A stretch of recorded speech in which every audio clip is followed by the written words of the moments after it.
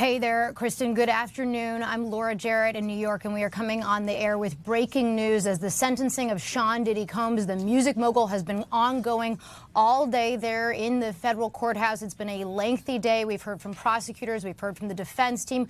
We have heard from Sean Diddy Combs himself. You'll remember he was convicted this past summer of 2 counts of transportation, facilitating the transportation of 2 women across state lines. He was acquitted of charges of sex trafficking and racketeering. But now we wait to find out his sentence there as the judge is on the bench going through some of the sentencing factors. I want to go to Chloe Malas, who has followed this case from the very beginning. She's outside that federal courthouse. Chloe, we heard from Sean Diddy Combs in his own words in a letter, a powerful letter that he wrote to the judge. But today he was tearful, emotional, addressing the judge, addressing his family. Tell us what he said. Laura, that's right. So he spoke briefly to the judge, and I'm just going to look at my notes. He said that he was sobbing, and he said that he has lost respect for himself. He lost the respect of his family. He lost his businesses, and he said multiple times, "I am begging for your mercy." He called his actions shameful and sick. He said he wants to be a father again, and he told the judge that if you give me this opportunity, I will never lay my hands on anybody else ever again. I will do right by my family, and I will do right by the community. This is not about making money. I want to be a functioning member of society. He talked about being sober for the first time in years. The judge also just saying moments ago, because the judge is speaking right now and addressing Combs and the entire courtroom, and he said that I do take into account the fact that you have inspired many people. He talks about the fact that he says, I know that you are a self-made artist that have inspired and lifted up communities worldwide, and the impact in entrepreneurship that you've had is iconic. And he talks about the murder of Sean Combs' father. That's something that Combs, as his legal team, brought up multiple times, that he had a very rough upbringing. And it all began when his father was murdered when he was very young, this rough upbringing, which later led to PTSD. But Combs just breaking down, crying also when 6 of his 7 children spoke today, Laura, in court. They cried, begging for their father to come home, the judge thanking them for their courage. And again, his 84-year-old mother also sitting in the courtroom today. She was there nearly every single day of his 2-month criminal trial over the summer. And Combs, you know, we know that he had sent, Laura, that 3.5-page letter to the judge via his attorneys last night. And we weren't sure if he was going to end up speaking today, because as the day went on, he was not giving his allocution. But then it was the very last moment before the judge spoke. And again, the judge is explaining to him, look, you are being sentenced for the Mann Act. Those are the 2 counts of transportation to engage in prostitution. You are not being sentenced when it comes to sex trafficking, when it comes to racketeering, which he was acquitted on. But you know, Laura, something that we've talked about, you and I, is that the judge can take into consideration Combs' history of violence. He can take into consideration the testimony of Jane, of Cassie Ventura, of Mia, right? Even though he was acquitted of sex trafficking and racketeering, the judge can take all of this into consideration when deciding his sentence. And remember, Combs faces up to 20 years in prison, 10 years mandatory maximum on each count. And the judge had kind of showed his cards perhaps earlier today, saying that he did agree with the probation department's guidelines of 5 to 7 years, Laura. Chloe, stand by there. We're going to come back to you soon, but I want to go to Misty Maris now, one of our key legal analysts who has followed this case since the very beginning. Misty, a lot of numbers being thrown around in court right now, but break it down for us. What exactly is the judge weighing here? He has a lot of discretion. He has the sentencing guidelines, which of course are a starting point. But walk our viewers through exactly what he's going to be weighing. As of right now, he's on the bench and he's talking in some detail about listening to the victim's testimony.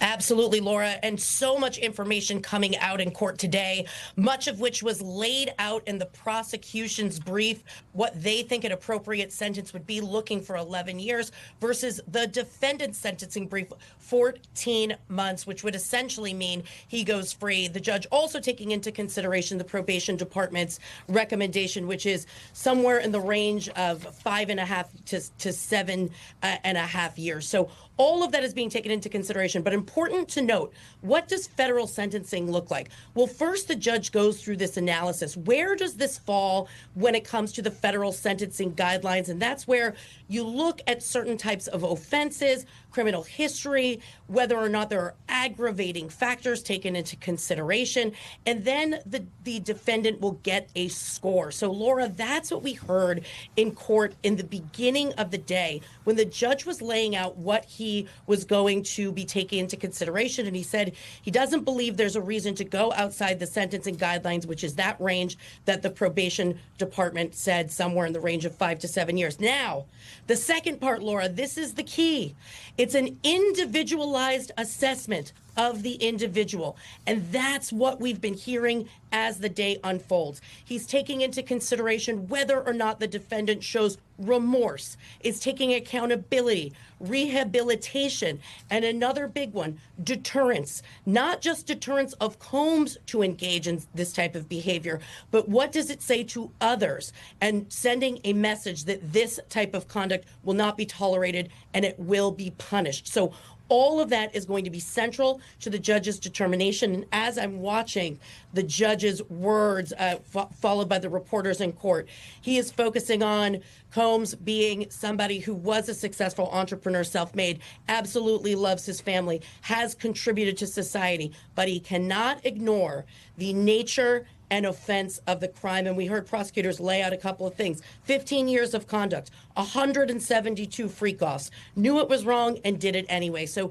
these are all of the factors the judge is going to be weighing in making that final decision. So even though he said this is the range I'm looking at, it could vary based on those factors, specifically rehabilitation, accountability, deterrence, and whether or not this is something that Combs is actually remorseful for. So it's a lot of latitude for the judge to make this decision.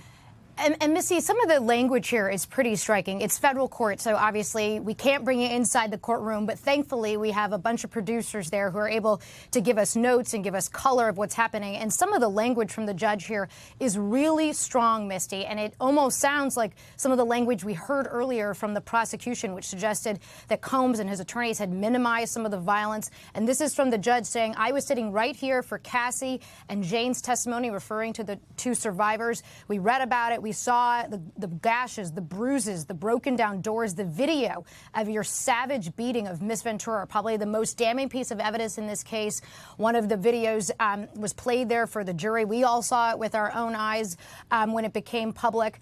And the judge also explaining here that you plied Cassie Ventura with drugs. She had an addiction over a decade. That goes to this issue that the defense has raised, that, look, she wasn't, she was there willingly for some of these instances. She was actually a participant here. And it appears the judge is pushing back on some of that pretty hard here, Misty.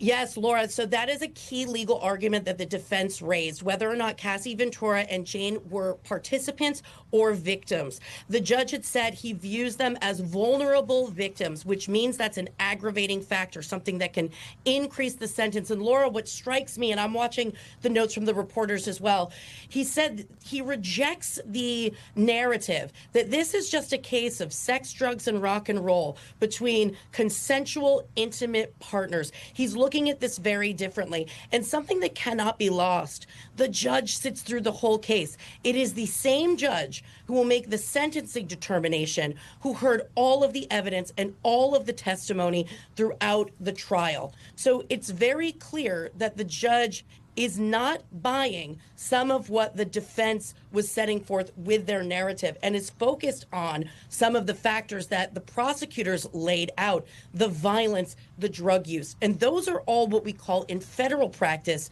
relevant factors, and federal judges can take them into consideration. This is over of course, the defense objects, says that he was acquitted on certain charges, but you see there's a reason why the judge is laying out the rationale here and focusing on a lot of the violence, and as you said, Laura, in great detail, because this will be something the defense will be looking at it for a potential appeal. So we are going to see exactly what the judge is focused on and how it fits into those categories to justify the sentence that's imposed. Yeah, and Missy, it's worth noting here, because I think some people might be looking at this and saying, well, wait a minute. He was acquitted of the charges that could have kept him behind bars for years, actually for the rest of his life. The government's asking for way more time than the defense, but the judge is saying, I can consider relevant conduct. Can you just explain what that means in this context when he was acquitted of the things that would have required violence, would have required coercion, would have required force? Yes, absolutely, Laura. So there are two buckets here that the court will look at, and the rules actually changed as far as sentencing. And there's a new regulation. When I say new, I'm talking 2024. The regulation says that in sentencing, judges cannot consider acquitted conduct, meaning any conduct that relates to charges where a defendant was found not guilty. But they are permitted to consider relevant conduct. And when you have a case where some of the charges resulted in an acquittal and some resulted in a conviction, there is oftentimes an overlap as far as what evidence relates to the charges where there was a conviction, in this case the Mann Act, versus the others. And that line is quite blurry, Laura. So the judge has a lot of discretion to take anything and everything that came out in the trial into consideration. And here what you're seeing is really relating to what the prosecution's argument was, that you can't ignore the way these crimes were committed. We have evidence, we have a video. You can see on the video that was during a freak-off, during an act of prostitution, and therefore the violence and drug use, which was conceded by the defense, is relevant conduct. The defense obviously having an alternate view, but in federal sentencing, there is a wide net of evidence that can be considered in making a sentence harsher or better, depending on the circumstances. So here, that relevant conduct bucket, we are seeing, as we're reading what the judge is saying, it is very clear that the violence, the drug use, the time frame over which this happened, 15 years, it's all something that he is considering when making this sentencing decision. Yeah, and it's interesting, the judge explaining, of course, his factors as he's required to do under the law, required to explain his justification, even though he has wide latitude here and an enormous amount of discretion, and explaining that he doesn't agree with the prosecution and he actually doesn't agree with the defense either here, Misty, saying that the defense doesn't take into account his criminal history, or lack of criminal history, but the defense doesn't actually account for his aggravating factors, meaning the violence, the drugs. Remember, in court we heard today the defense sort of really pushing this idea he wasn't a pimp, right? He wasn't making money off of prostituting women, and it appears to be that's one of the arguments that has really backfired with this judge as he's weighing all the factors. The judge also saying that a sentence over 11 years is not reasonable. That's what, of course, the prosecution had argued for, the prosecution trying to take in all of the aggravating factors that it possibly can, right? The prosecution really sort of went all in a way that we weren't necessarily expecting, Misty. We weren't sure whether they would be asking for the max with 20. We weren't sure exactly how far they would go. And instead, the judge now saying, weighing all the relevant factors, he has said a sentence of 50 months. Here, Misty, he's saying that this is a hard time in prison. He recognizes that he will have a life afterwards. This matches the probation department, which is an interesting weighing of all the different factors here, Misty. What do you make of this?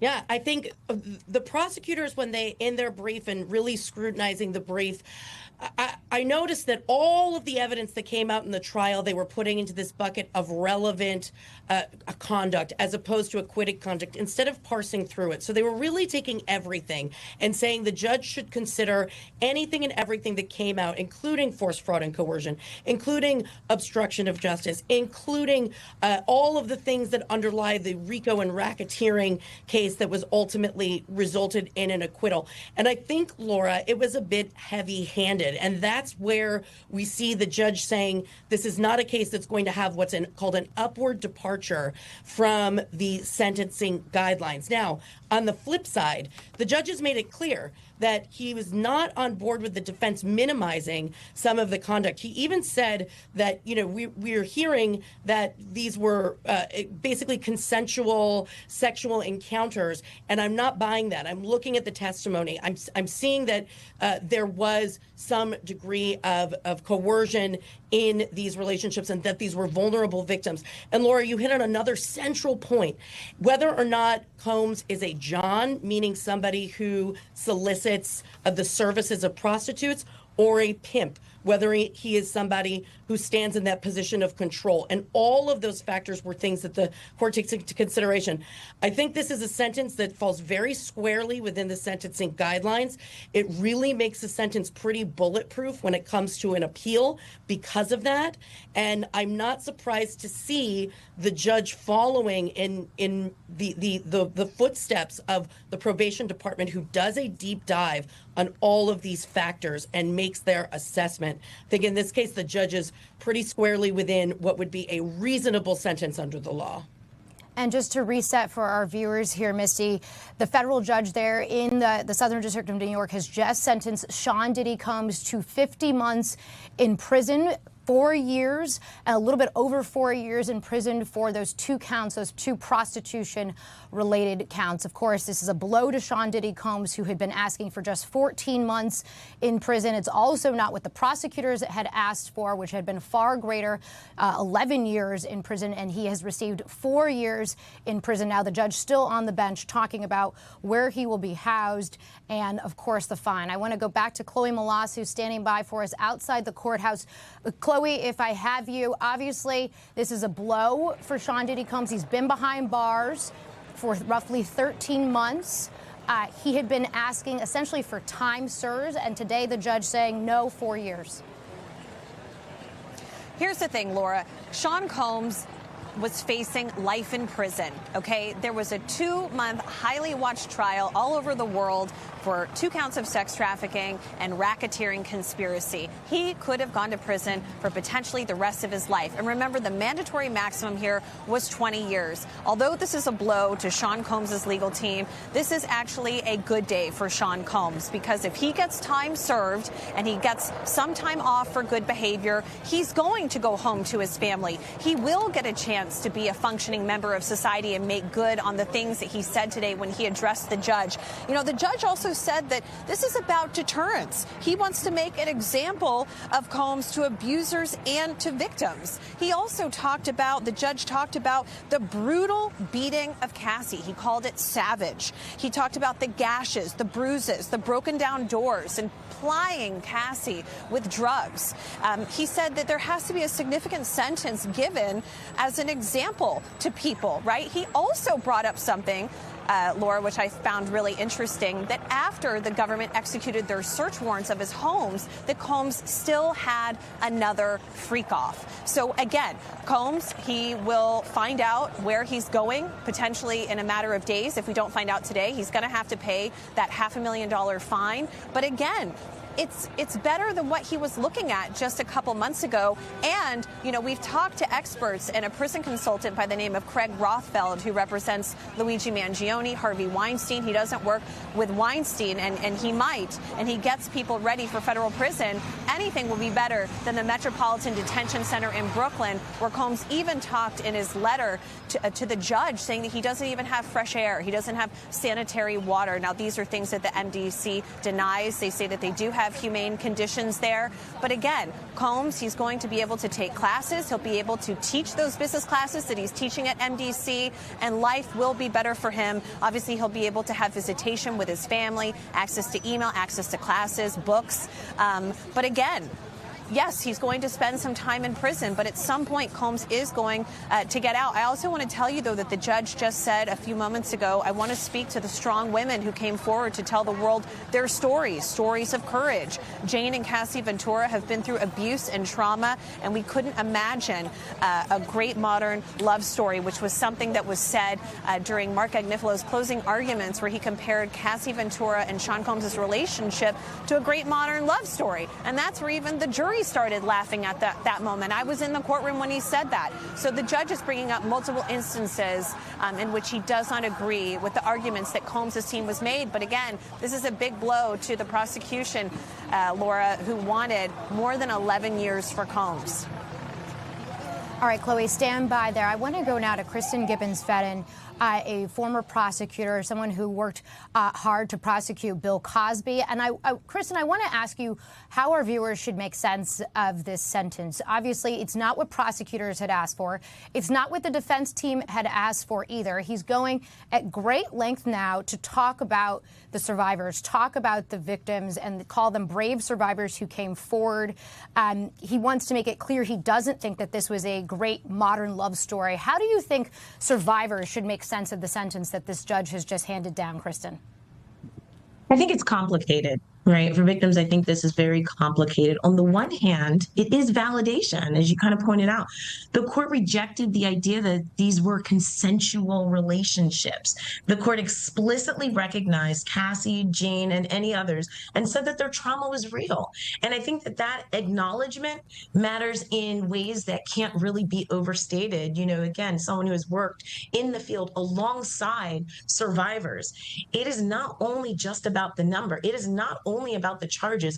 It's about the recognition. And from this period all the way back to when the conviction was, I'm certain that Cassie and many others in the survivor community felt that their trauma was being somewhat silenced or masked because Cassie knew that it was about force and coercion, but the charges and the convictions didn't really line that up.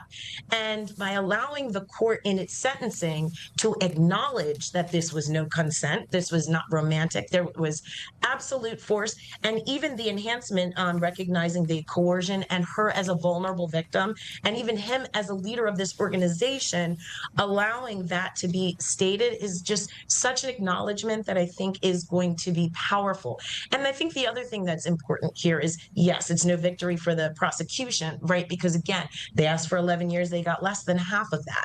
But again, they got to speak the words of the survivors. This was not a consensual romantic relationship. This was 174 drug-fueled coercive episodes over the course of decades, or a decade at least. And so 4 years may not seem proportionate, but he's not going home today. Yeah, and the judge going on here, Kristen, to say these horrible acts were made public and Sean Combs will never be able to wash them away and will be forever associated with him. Again, these are the judge's words. The judge talking to Jane and Cassie, the survivors, directly saying you weren't just talking to the jury, you were talking to women who feel powerless. You gave them a voice. You stood up to power. It's not easy. Interesting, the judge taking special care after handing down this 4-year sentence, again, short of what the prosecution had asked for, to take such a great pains to address the people clearly who are listening, not just in that courtroom, but around the world, about whether they should come forward with claims like this. Kristen, I want to ask you, this is the criminal case, which is now over. What happens with the civil claims for women who have brought a number of different claims against Combs for acts that the prosecutors had essentially accused him of here? Yeah, absolutely. The civil claims are still going to be alive and they are going to be important. Keep in mind, with the criminal cases, the prosecutor has to prove the conduct beyond a reasonable doubt, right? And the fact that he was acquitted of the elements, the sex trafficking regarding the force, the fraud, the coercion, it doesn't mean that that couldn't potentially be proven by a preponderance of the evidence, which is the lower standard. And that's the standard by which the litigators, the plaintiff's attorneys, or the attorneys representing the other survivors will be able to have to prove.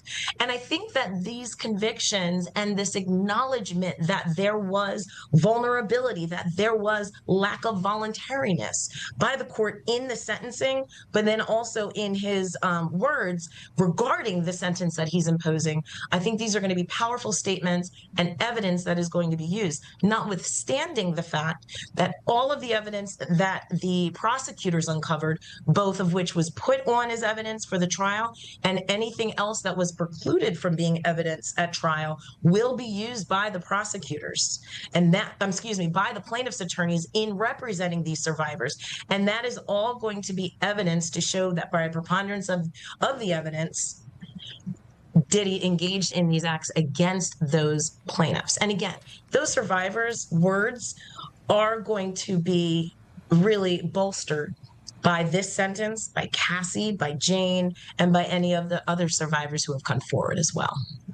I want to bring Misty back into this conversation because, Misty, you and I were sitting together when the verdict came down, and we talked about whether or not it was actually sort of a cautionary tale about the federal prosecutors in the Southern District of New York perhaps overcharging Combs and going for things that were a reach. And I wonder also whether today was a cautionary tale for the defense, putting out that lengthy PR video, trying to paint him in the best light and wash away all of the violence that he's been accused of. And even interestingly, raising this issue of him speaking, giving sort of class and sort of inspirational classes to men who might be interested in sort of his business advice. I wonder if that sort of backfired for them and whether this is a cautionary tale for both sides. So I think you're right, Laura, and there were certain aspects of the defense presentation that really didn't make too much sense to me, like that video, which went back clips of Combs during times in his career and interfacing with his children. I understand the idea behind it because the whole defense argument relates to a few things. One, that this is a case of somebody who is being targeted. There is a focus on other cases and what those sentences were like in other Mann Act cases, which was by far the best argument for the defense. But in addition to that, there are mitigating factors relating to relationships with family, the fact that his mother is elderly, that he has contributed to the community. But there is a limit to how far that goes, Laura, before it becomes much more hubris than actually motivating the judge to make a decision in their favor. So it was a fine line. The other issue, one from a defense perspective, is that in addition to taking accountability, in addition to remorse, you also always have to be aware that there is an appeal that is pending, that is right around the corner. And there needs to be a thought about whether or not something that's said in court could actually impact that appellate process. So to me, some of this was a bit heavy-handed on the defense end. I do think at the end of the day, when you're talking about just about 4 years, which is slightly less than what the lower end of what the probation department recommended, obviously a lot more than what he was looking for, this could have been a lot worse. Quite frankly, you could have been more up towards what the prosecution was looking for at 11. It truly could have gone either way. They're before a judge who's not been on the bench very long. There's not a lot of historical data about the way this judge rules in criminal cases. So all in all, he's in a spot that falls on the higher end of the guidelines for the Mann Act without taking into account all those aggravating factors that were presented before the court. So I think there's lessons to be learned on both sides. Well, that's what's sort of interesting. He's a few months below, actually, where the probation department had recommended the range was, right? So the probation department says somewhere in the neighborhood of 5 to 7 years, and he comes down to 4. But yet he took such great pains, and obviously you and I are not in court. He took such great pains, according to at least our producers, to lay out all the violence. And I wonder, what do you think sort of tipped the scales in terms of him not going higher? Well, I think it's twofold. So first of all, the defense had presented a lot of empirical data of other Mann Act cases in federal court and had shown many, many cases, I believe it's about 60, where there had been a downward departure, meaning less than what the guidelines recommend for cases where there were convictions of the Mann Act only. Remember, these judges, especially in federal court, don't work in a vacuum. They're looking at results of similar cases. That's the purpose for the guidelines. That's the purpose for looking at other sentences that have come down in the federal system. So all of that is being taken into consideration. And then, Laura, in addition to identifying what factors are going to be taken into consideration, which was that analysis we heard at the beginning about the guidelines, where this type of case falls, but what other things can matter, like violence, like drug use, the judge is also taking that remorse and rehabilitation aspect into consideration as well. Misty, always appreciate your analysis and expertise as we walk through all of this. Chloe Melas, you have covered this case from the very beginning. You've watched this judge on the bench. As we mentioned, he was the one who presided over this trial. I wonder what you make of this sentence today, and just taking a step back, whether you think the Combs team will appeal this. The judge has sort of come down in the middle, if anything, gone more onto the side of where Combs wanted to be. Do you think they sort of take this and say, you know what, he'll continue to do his classes behind bars, but he's not going to appeal this? You know, Laura, one of his attorneys who's really taken the lead at recent hearings is Alexandra Shapiro. She's a very well-known appellate lawyer, and I believe, based on my reporting, that he will likely try to appeal this because, again, his team really wanted time served. He even had speaking engagements set up for next week with a reentry program to speak to those who had served time. And these were these business classes that he started at Brooklyn's Metropolitan Detention Center. So I believe that he really thought he was going to go free, and I think he will keep fighting for his freedom. And I just wanted to also tell you that it is a very different day, a different mood outside of the courthouse today than it was a few months ago, the day of the verdict. It's much more subdued, Laura. Chloe Malas outside the courthouse there. Appreciate your coverage throughout this trial.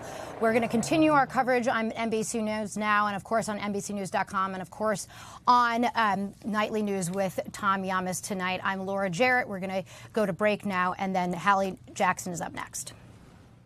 We thank you for watching, and remember, stay updated on breaking news and top stories on the NBC News app or watch live on our YouTube channel.